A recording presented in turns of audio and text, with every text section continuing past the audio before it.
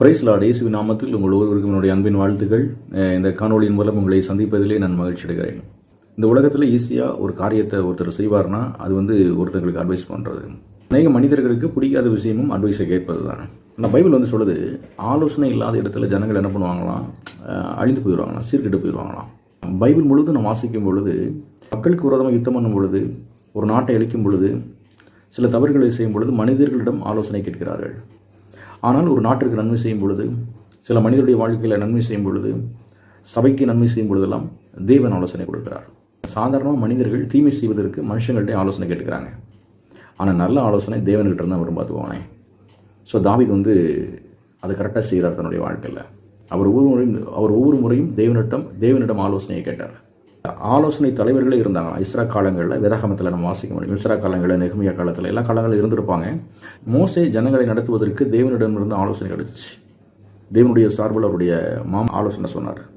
மக்கள் தவறான வழியில் போவதற்கு தவறான மனிதர்கள் ஆலோசனை சொன்னாங்க. தாவீது ராஜாவாகுவதற்கு தேவன் ஆலோசனை சொன்னார். சவுல் கீழ்ப்படியாமல் போகும்பொழுதெல்லாம் தவறான ஆலோசனையை பெற்றுக்கொண்டார். இன்னும் அப்சலோம் வேதாகமத்தில் நிறைய இடங்களில் வாசிக்க முடியும். தவறான தலைமைத்துவத்தில் இயங்கின எல்லாருமே தவறான ஆலோசனை கேட்டிருப்பாங்க. சரியான மனிதர்கள் சரியானவரிடத்தில் ஆலோசனை கேட்பாங்க. உங்கள் வாழ்க்கையில் உங்களுடைய ஆலோசகர் யாருன்னு கேட்டால் நீங்கள் என்ன சொல்லுவீங்க? உங்களுக்கான பர்சனல் மென்டர் யார் அப்படின்னு கேட்டால் நீங்கள் யாரை சொல்லுவீங்க? எப்பொழுதுமே நமக்கு ஒரு ஒரு ஆவிக்குரிய ஒரு தலைவர் இருக்கணும். ஒரு ஆவிக்குரிய ஆலோசகர் எப்பொழுதுமே நம்ம இருக்கணும். கண்டிப்பாக நம்ம எடுக்கிற முடிவெல்லாம் சரியாக தான் இருக்கும். ஆனாலும் கூட தேவனுடைய சார்பில் நமக்கு ஒரு ஆலோசனை கொடுக்க எப்பொழுதும் ஒரு ஆவிக்குரிய ஆலோசகர்கள் தேவைப்படுகிறார்கள். வேதாகமம் வாசிக்கல, வேதாகமம் நம்மளை நடத்தும். ஜெபம் பண்ணும் பொழுது ஆண்டவர் நம்மளோடு பேசுவார். பரிசுத்த ஆவியானவர் நம்மளை கைட் பண்ணுவார். ஆனாலும் நமக்கு எப்பொழுதும் ஒரு பர்சனலாக நம்ம லைஃப்பில் ஒரு ஆலோசகர் தேவைப்படுகிறாங்க. பாவிகளுடைய ஆலோசனை பாவத்தில் கொண்டு விட்டுரும். துன்மார்க்கருடைய ஆலோசனை துன்மார்க்கத்தில் கொண்டு விட்டுரும். ஆனால் நீதிமான்களுடைய ஆலோசனை நம்மளை நீதியில் நடத்த பார்த்துக்கோங்களேன்.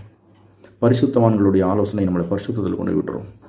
நல்ல தலைவர்களுடைய ஆலோசனை நல்ல தலைமைத்துவத்தில் நம்மளை கொண்டு விட்டுரும். நடைமுறைப்படுத்தப்பட முடியாத எந்த ஒரு ஆலோசனையும் நடைமுறை வாழ்க்கையில் ஒரு பெரிய தாக்கத்தை ஏற்படுத்துகிறாரு. உங்கள் வாழ்க்கையில் ஒன்று புரிச்சுக்கோங்க. நம்ம வாழ்க்கையில் எங்கேயாச்சும் நம்ம பின்தங்கி இருக்கிறோன்னா ஒரு நல்ல ஆலோசகரிடத்தில் போய் ஆலோசனை கேட்டு நம்ம மீண்டு வருவதற்கு நாம் கற்றுக்கொள்ள வேண்டும்.